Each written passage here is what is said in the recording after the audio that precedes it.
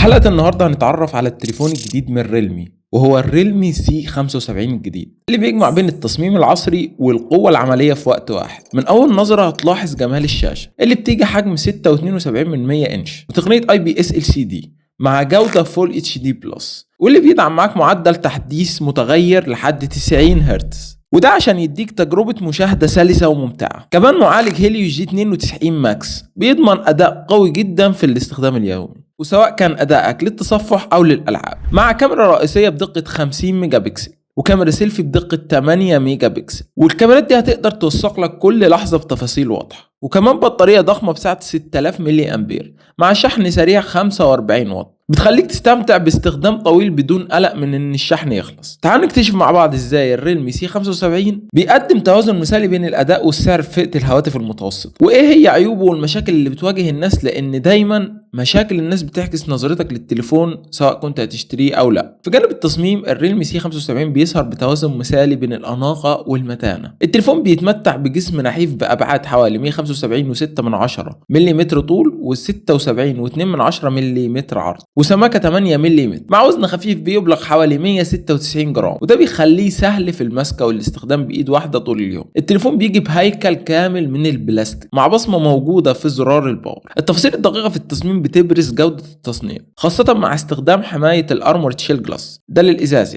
اللي بيعزز من مقاومة التليفون للصدمات والخدوش. بالإضافة لكده التصميم الخارجي بيحافظ على لمسة عصرية، وده كله مع حواف ضيقة وشاشة تقريبا ملهاش نوتش، وده بيزيد من جمال العرض او جمال التليفون. ومن ناحيه الالوان الريلمي سي 75 بتوفر بالوان جذابه زي اللايتنج جولد والستورم بلاك، مع الحفاظ على المتانه بفضل شهادات الحمايه من الميه والغبار بتقييم IP69، وده لو معناه ان حتى لو التليفون وقع منك في جردل او في بركه صغيره مثلا هتطلعه عادي وتغسله وهيشتغل زي الفل. دي نقطه تتحسب للتليفون، وهو ان الميزه دي بتتوفر في تليفونات الفلاج شيب او التليفونات اللي فوق المتوسط. التصميم العام بيعكس اهتمام ريلمي بالتفاصيل عشان تضمن لك مظهر انيق واداء عملي في كل الظروف. هنتكلم دلوقتي عن الشاشه في الريلمي سي 75 يعتبر واحده من ابرز مميزات، فيها شاشه IPS LCD بحجم 6.72 انش بدقه فول HD بلس، وبتوفر كثافه بصريه حوالي 392 بكسل لكل انش، وده بيضمن لك وضوح التفاصيل والالوان الزاهيه بالاضافه لتباين عالي. كمان ان الشاشه هنا بتدعم معاك معدل التحديث 90 هرتز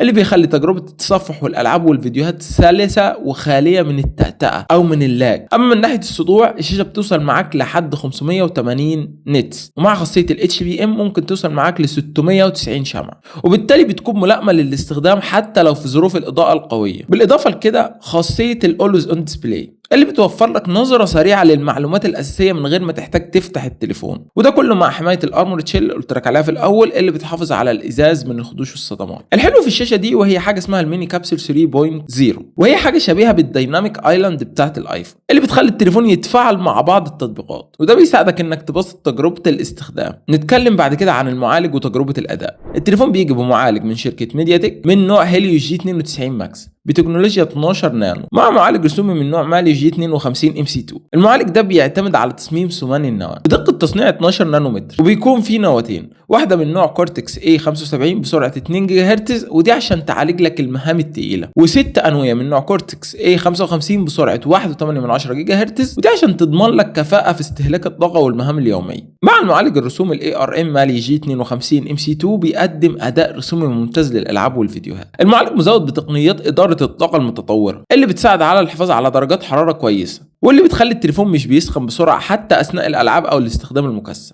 وده بيوفر تجربة سلسة سواء في الألعاب أو في تعدد المهام والأنشطة اليومية. كمان بيدعم تحسينات قايمة على الذكاء الاصطناعي، وده عشان يخلي الأداء العام والتعامل مع التطبيقات بتشتغل بشكل أكتر كفاءة. هحط لك دلوقتي أداء المعالج ده بالمقارنة مع معالجات تانية في أجهزة مختلفة، ولو حابب تقيس التليفون ده على أداءه في ببجي هو بيشغل ببجي على أعلى حاجة أو أعلى جرافيك هو ال HD 30 فريم في الثانية، إنما لو هتشغله على السموث هيشغلها لك على 45 فريم في الثانية. بطارية التليفون ده بتيجي بسعة 6000 ملي أمبير بتضمن لك استخدام طويل على مدار اليوم حتى مع الاستخدام المكثف، مع خاصية الشحن السريع بسرعة 45 واط النظام مدعوم بتقنيات ذكية لمراقبة درجات الحرارة وتنظيم تدفق الطاقة أثناء الشحن، وده بيساهم في الحفاظ على صحة البطارية ويزود لك من مدى عمرها الافتراضي. واجهة الاستخدام في ريلمي بتحاول تواكب الاي اي في معظم التليفونات، حاجة مثلا زي الحلقة الخاصة بالأمور السريعة، زي انك تبعت صورة لصاحبك من خلال انك تحددها وتبعتها وحاجات تانية. الحاجة اللي بعد كده وهي الكاميرات. نظام الكاميرات في الريلمي سي 75 متكامل وبيقدم تجربة تصوير متنوعة بتناسب معظم الاحتياجات. اولا الكاميرا الاساسية واللي بتيجي بدقة 50 ميجا بكسل مع فتحة عدسة f 1.8 وبتكون مزودة بتقنية التركيز التلقائي او البي دي اي اف، وده بيساعدك انك تاخد صورة مفصلة وواضحة حتى في الاضاءة المنخفضة. في الاضاءة الكويسة هيديك نتائج ممتازة خصوصا مع الاي اي اللي بيكون ليه دور كبير في الصور. كمان الكاميرا دي بتدعم الاتش دي ار اللي بيحاول يعدل تشبع الالوان والسيتيوريشن او الهايلايتس او لون السما مثلا. نظام الزوم هنا بيتقسم لاتنين، هو ال1 اكس وال2 اكس،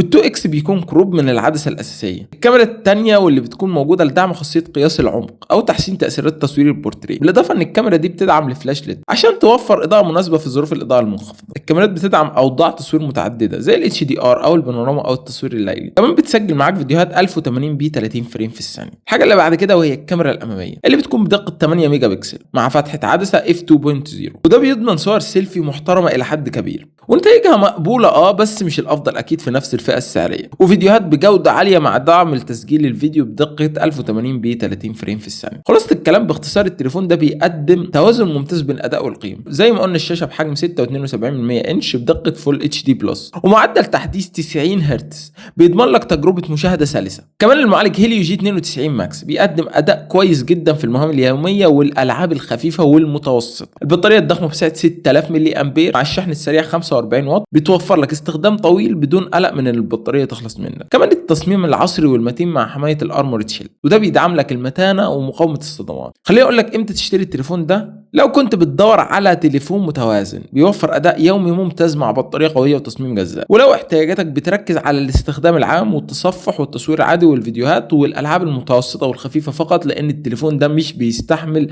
العاب تقيله او ضغط عليه من الالعاب التقيله. خليني اقول لك بقى شويه عيوب في التليفون ده اتقالت من ناس استخدمت التليفون نفسه. اولا ان هو ما بيدعمش ال5G، الجهاز لسه واقف على ال2G وال3G وال4G، فلو انت محتاج انترنت سريع او احدث فممكن يكون ده عيب بالنسبه لك. تاني حاجه ان التليفون ما فيهوش منفذ سماعه 3.5 مللي، ولو انت من الناس اللي بتحب تستخدم السماعات اللاسلكيه او الهاند فري يعني، هتلاقي ان عدم وجود المنفذ ده نقطه سلبيه وهيخليك تعتمد على البلوتوث بشكل اكبر او منفذ اليو اس بي تايب سي، او انك تجيب ادابتر من التايب سي للمدخل ال3.5. ثالث حاجه الكاميرا الاماميه 8 ميجا بكسل. بعض المستخدمين قالوا ان دقه الكاميرا الاماميه مش على المستوى المطلوب لصور السيلفي حتى مع الاضاءه الكويسه، لانك لازم تجرب الصورة اكتر من مرة عشان تطلع باللوك اللي انت محتاجه او بالشكل اللي يناسب ذوقك. نيجي بقى للكاميرا الخلفية في الإضاءة الضعيفة. رغم ان الكاميرا الخلفية دقتها عالية الى حد كبير او مناسب يعني، بس ساعات بتواجه مشاكل في الإضاءة الضعيفة فبتطلع لك الصور اقل وضوح والتفاصيل بتكون ضعيفة لما تستخدم التكبير الرقمي.